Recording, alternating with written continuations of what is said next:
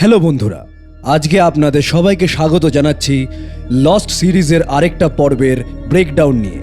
বন্ধুরা, আগের এপিসোডগুলোতে আমরা ডেসমন্ডের টাইম ট্রাভেল এবং বেনের সাইকোলজিক্যাল গেম দেখেছিলাম, কিন্তু আজকের এই পর্ব লস্টের রাইটার এবং এডিটরদের এমন এক জিনিয়াস কাজ যা পুরো টেলিভিশন ইন্ডাস্ট্রিকে চমকে দিয়েছিল। এই পর্বের শুরুতে আমরা পুরোপুরি জিন এবং সানের ওপর ফোকাস করব। আপনারা যারা ভাবেন লস্ট শুধু সায়েন্স ফিকশন আর মিস্ট্রি, তাদের জন্য এই পর্বটা একটা বিশাল বড় ইমোশনাল রোলার কোস্টার। এই পর্বের ডিরেকশন এবং স্টোরি টেলিং আপনাকে পুরোটা সময় কনফিউজ করে রাখবে, আর একদম শেষে এমন একটা মাইন্ড ব্লোয়িং টুইস্ট যেটার জন্য আপনার ব্রেন একদমই প্রস্তুত থাকবে না। এর সাথেই আমরা জাহাজের এক অন্ধকার দিক এবং সিজন 2 এর এক পুরনো চরিত্রের গ্র্যান্ড এন্ট্রির সাক্ষী হব। তো বন্ধুরা, হেডফোনটা ঠিক করে লাগিয়ে নিন আর ভিডিওতে এক্ষুনি একটা লাইক দিয়ে দিন।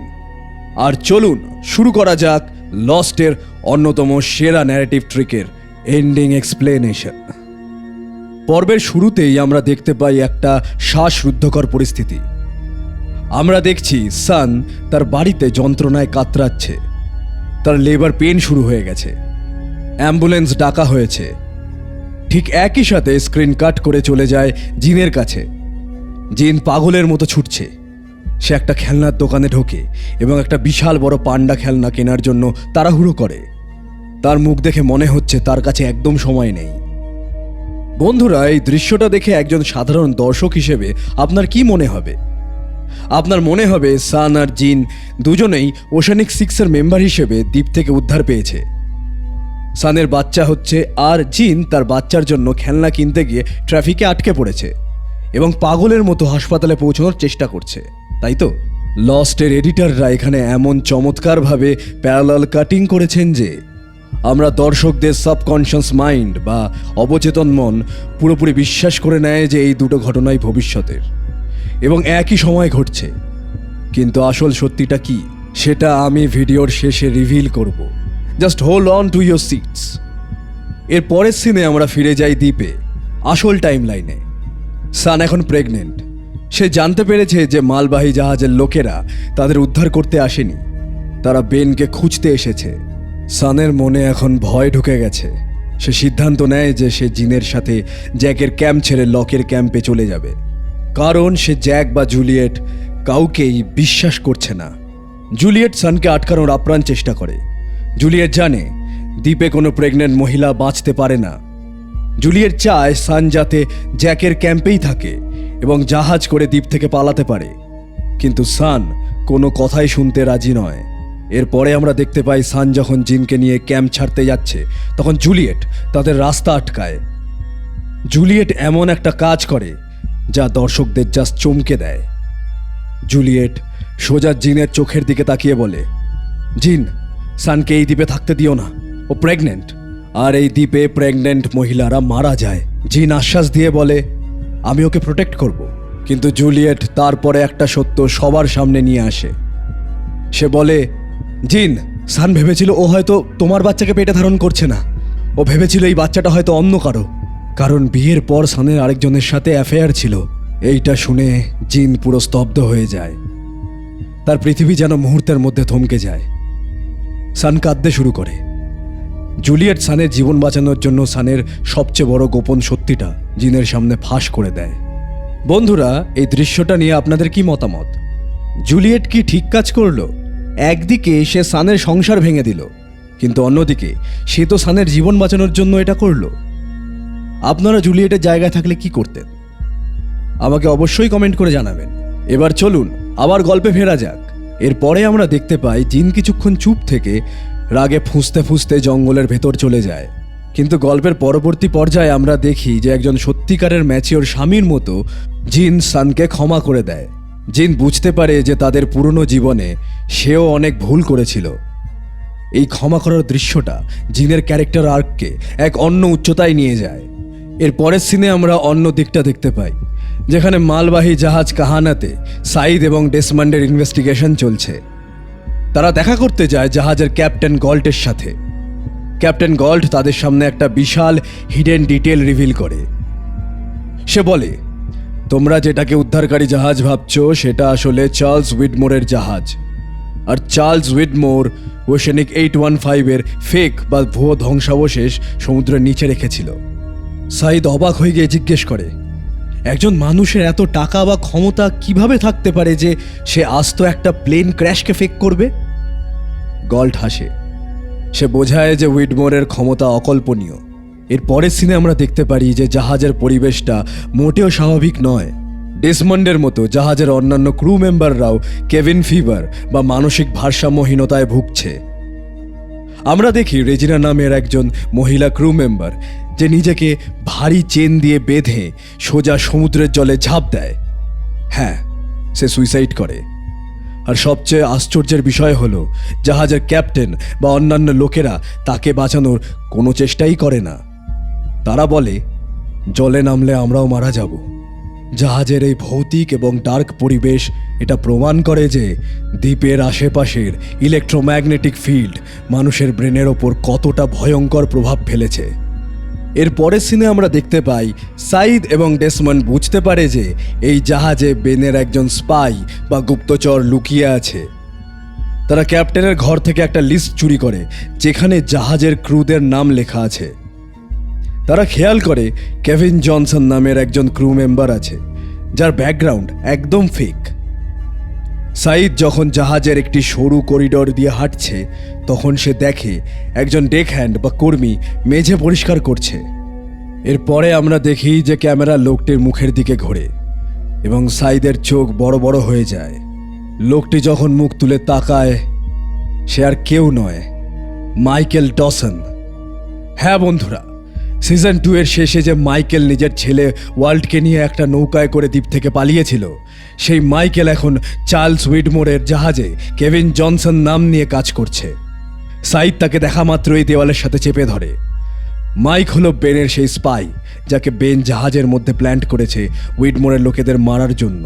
মাইকেল কিভাবে এখানে এলো আর কেন সে বেনের হয়ে কাজ করছে তার পুরো গল্পটা আমরা গল্পের পরবর্তী অংশে জানতে পারবো।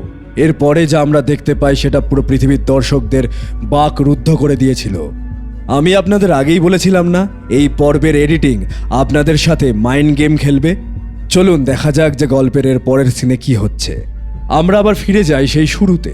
সান হাসপাতালে যন্ত্রণায় কাতরাচ্ছে। তারপর আমরা দেখি যে সে একটা ফুটফুটে কন্যা সন্তানের জন্ম দিয়েছে এবং তার পাশে দাঁড়িয়ে আছে হার্লি। সান তার মেয়ের নাম রাখে জিয়ন। অন্যদিকে জিন সেই বিশাল পান্ডাটা নিয়ে হাঁপাতে হাঁপাতে হাসপাতালে এসে পৌঁছয়। সে নার্সকে গিয়ে বলে, আমি এসে গেছি। কোথায় ও? নার্স তাকে একটা রুমে নিয়ে যায়। জিন রুমে ঢুকে দেখে রুমে সানের পরিবর্তে অন্য একজন কোরিয়ান মহিলা শুয়ে আছে। জিন তখন সেই মহিলার স্বামীকে পান্ডাটা দিয়ে বলে, আপনার নাতির জন্য অ্যাম্বাসেডর সাহেব এই উপহারটা পাঠিয়েছেন। আপনারা কি বুঝতে পারলেন কি হলো? জিনের এই পুরো সিকোয়েন্সটা কোনো ফ্ল্যাশ ফরওয়ার্ড ছিল না, এটা ছিল একটা ফ্ল্যাশব্যাক। জিন আসলে ওশানিক 815 ক্র্যাশ করার অনেক আগে বেনের নির্দেশ মতো একজন অ্যাম্বাসেডরের নাতির জন্য পান্ডা কিনতে যাচ্ছিল। আর সানের সিকোয়েন্সটা হলো ফ্ল্যাশ ফরওয়ার্ড। এর পরের সিনে আমরা দেখতে পাই সানকে, অর্থাৎ ফ্ল্যাশ ফরওয়ার্ড ভবিষ্যতে। সান তার ছোট্ট মেয়ে জি ইয়নকে কোলে নিয়ে হার্লির সাথে একটা সমাধিক্ষেত্রে যায়। সান একটা সমাধির সামনে দাঁড়িয়ে কাঁদতে শুরু করে। সে বলে ওঠে, জিন দেখো, আমি আমাদের মেয়েকে নিয়ে এসেছি। ক্যামেরা ধীরে ধীরে সেই সমাধি পাথরের ওপর জুম করে। সেখানে আমরা দেখি লেখা আছে জিনের নাম এবং তার মৃত্যুর তারিখ 22 সেপ্টেম্বর 2004। তার মানে ওশানিক 815-এর ক্র্যাশের দিন। বন্ধুরা, জিন বেঁচে নেই। ওশানিক 6-এর মধ্যে জিন ছিল না। জিনকে দ্বীপে মৃত বলে ধরে নেওয়া হয়েছে।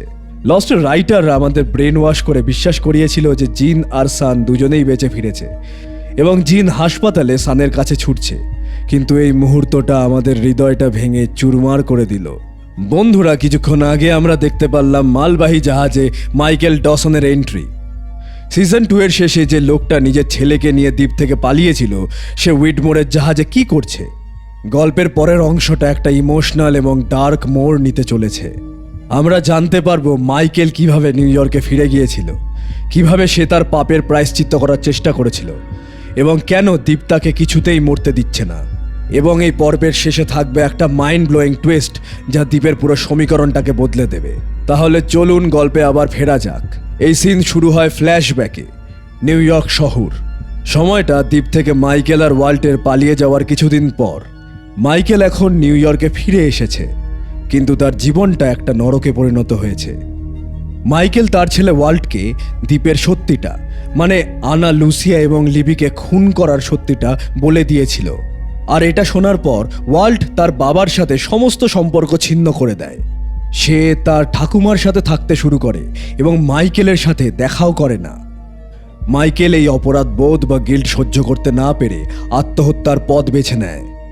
এর পরের সিনে আমরা দেখি মাইকেল ফুল স্পিডে গাড়ি চালিয়ে একটা বিশাল কন্টেনারে ধাক্কা মারে। গাড়ি দুমড়ে মুচড়ে যায়, কিন্তু মাইকেল মরে না।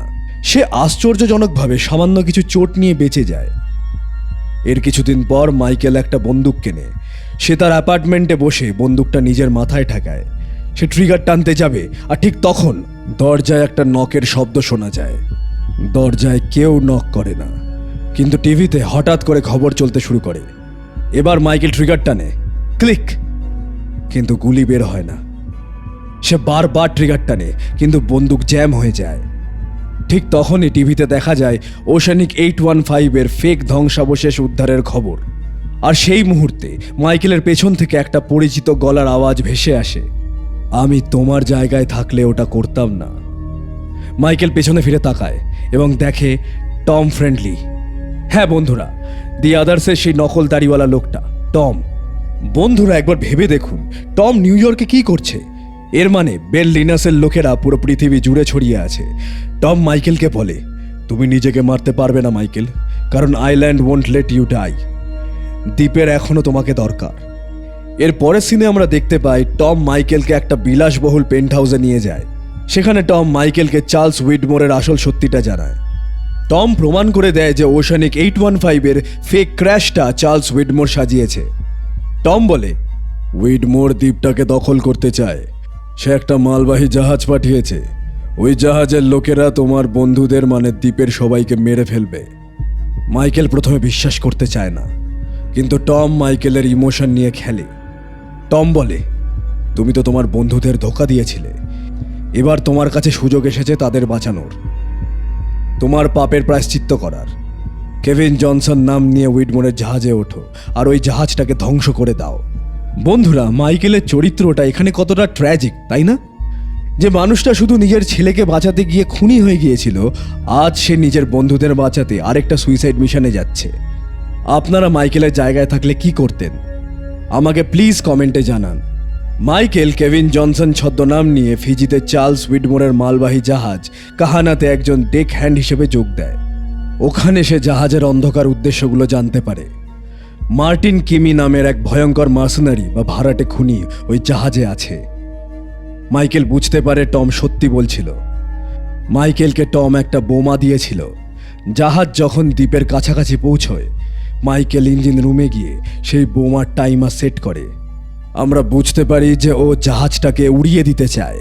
মাইকেল যেই বোমার সুইচটা টিপতে যাবে, ঠিক তখন তার চোখের সামনে উদয় হয় লিবির।